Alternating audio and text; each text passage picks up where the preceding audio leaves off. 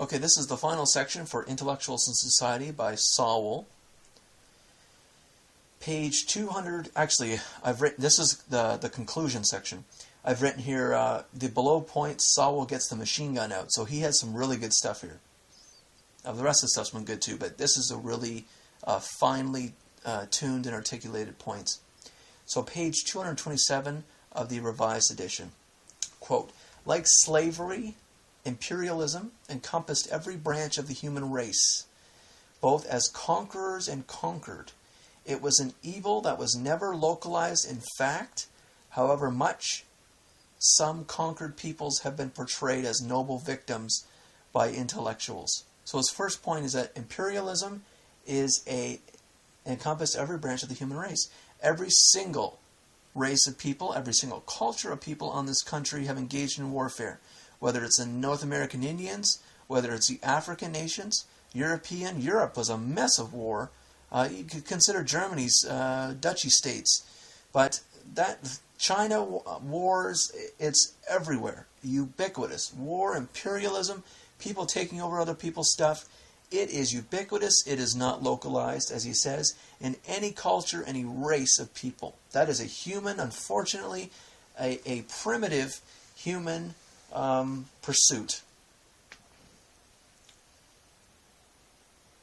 And so he then criticizes intellectuals for saying that some peoples are noble victims, whereas there are no victims really in history anyways like that. All those cultures were engaging in conquering or conquered. Okay, page 543, also the Revised Edition.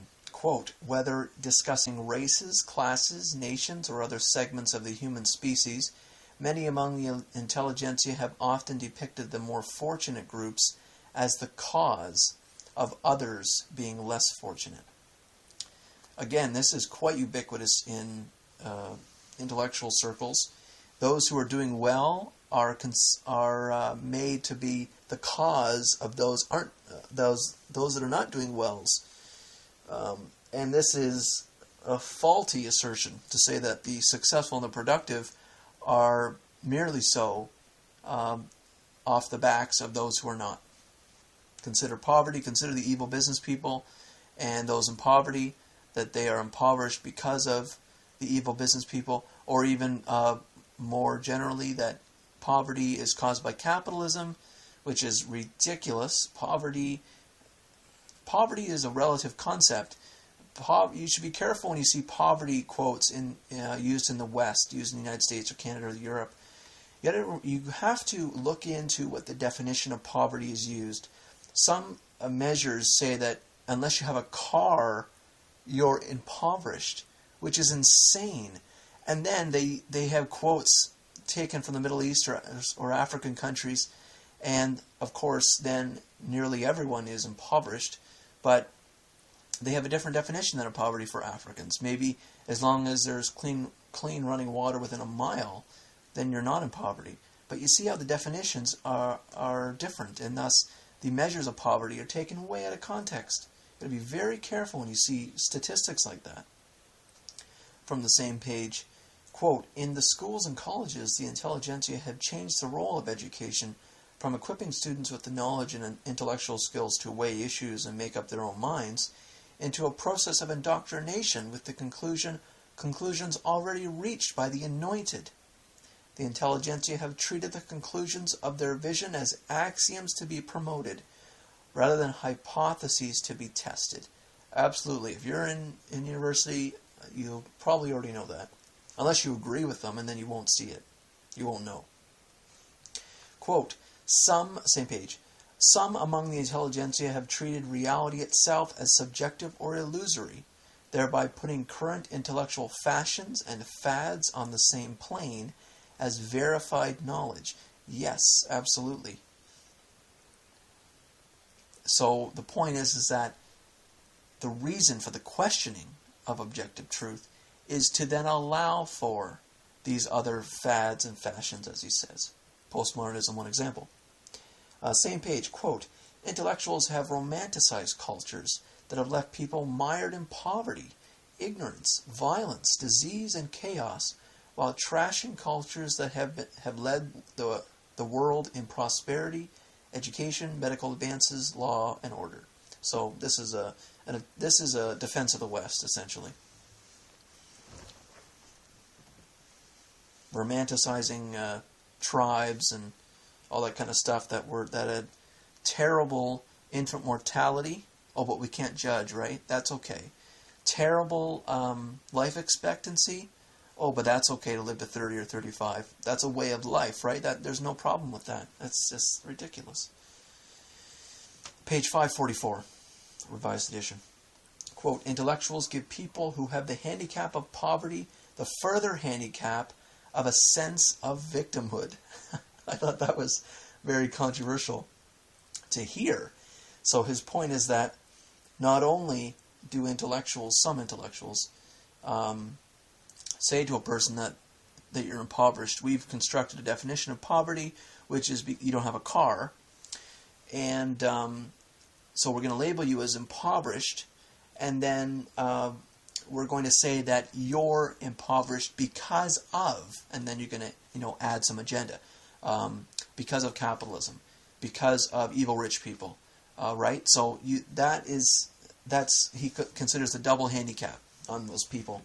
And it pisses off the lower classes, right? To be, Same page. Quote, they have encouraged the poor to believe that their poverty is caused by the rich, a lasting handicap to the poor, who may see less need to make fundamental changes in their own lives. So his point here is that if you have a sense of victimhood, and if the reasons given by the intellectuals is something that you can't change, like the evil rich people or capitalism or something like that, then you have little reason to change your way of life, and instead to endure it and get pissed off and perhaps engage in civil disobedience or something like that, right? So that's terrible, and that's reality. Last quote of Intellectuals and Society for the conclusions. So this is page 546.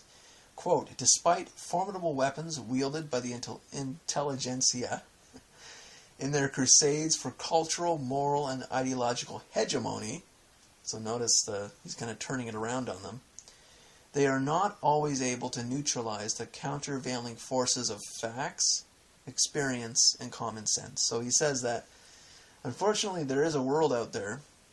Unfortunately, science exists. And unfortunately, common sense exists in many people and many non-intellectuals. And thus, that might be your only savior from the views of the anointed or the intellectuals. So that concludes the Intellectuals in Society, or my views of it, or the quotations I've taken out of it, and my explanations of those quotations.